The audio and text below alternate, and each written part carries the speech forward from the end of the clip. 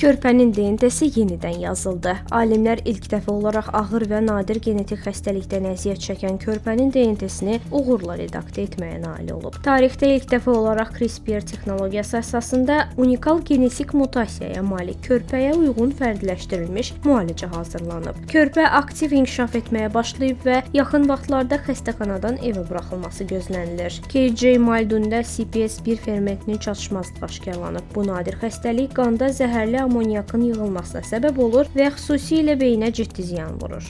Sərt pəhriz və qaraciyər köçürülməsi kimi ənənəvi müalicə üsulları hər zaman effektiv olmur və yüksək risk daşıyır. 2024-cü ilin iyununda The New England Journal of Medicine jurnalında dərc olunan məqalədə KJ üçün xüsusi hazırlanmış CRISPR əsaslı müalicə təqdim edilib. 6 aylıq periodundan başlayan gen redaktasiya terapiyası zamanı genetik kodun yalnız bir hərfi dəyişdirilib. Dərman qaraciyərə lipid nanohissəciklər vasitəsilə çatdırılıb. 3 dozadan sonra körpə daha fəal olub, daha çox zoval qəbul etməyə başlayıb və artıq sərbəst otura bilib. Həkimlər bunu tam sağalma hesab etməsələr də, xəstəliyin ağır təsirlərinin xeyli azaldığını bildirib.